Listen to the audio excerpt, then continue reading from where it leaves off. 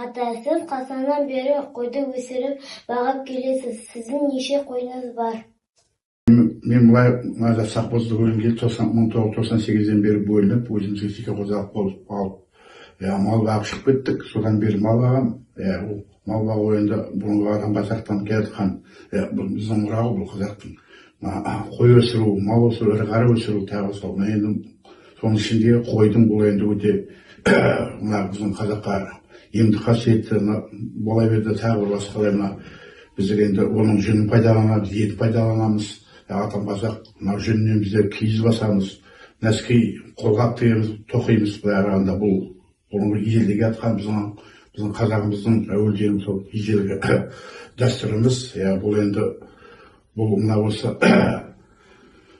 балдарымның қамы, ола берді өз қамым осы. Болашақта осы балдарымды өсіріп оқытуға, соған осы қойды бағып, алып осы 1998-де бағып келем. Осы күні бүгінге бір осы 27 жылдай қой бағып, осы өсіріп, осы балдарымды оқытып, тоқытып, солай өсіріп келеміз. Енді бұл енді қойдың енді білесіз, әуелден бұл енді адам қазақтан бұл енді қойды өсіріп, осылай бұл негізі қойды көп біздер қыстай бағамыз. Бұл енді адам қазақ бұл қойды жайып өсірген, негізі тоқтап, шөптеген емес. Енді бұл солай көшіп, қонып бұрынғы қазақтар. Біздер енді оған жеткен жоқпыз, бердегі орында көшіп қонған жоқпыз, бірақ осы қыстақта тұрып, қойды шөптеп, өңдеп, солай енді бағып келеміз енді.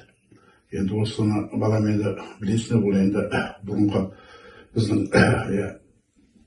қазақтың осы малмен өсіп жатыр ғой. Осы малдың осы көзі 4 түлік, сосын ешкі, қой, сиыр, жылқы дейтін сол біздің өзіміздің осы баяғыдан өсіп жатқан осы біздің еңбек ететініміз, табысымыз былай қарағанда.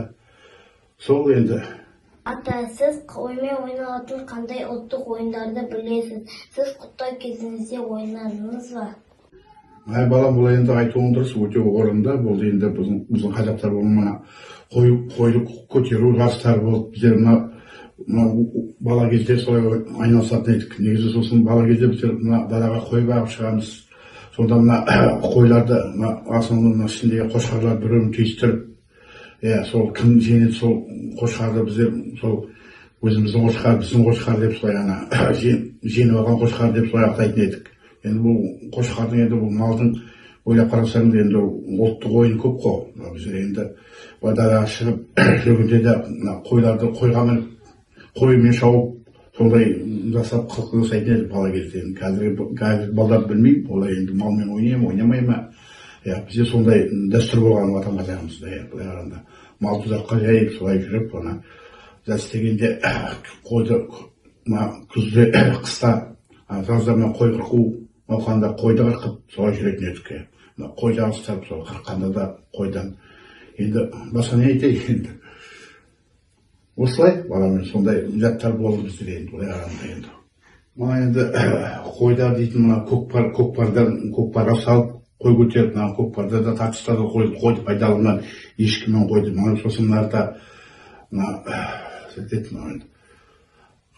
қой мен текенің жаттары, жарыстары болып алыстар. Қораға балдар біздер қойды өрсеге қуып, сол ішкі бірінші президентін едік қошқар мен текені.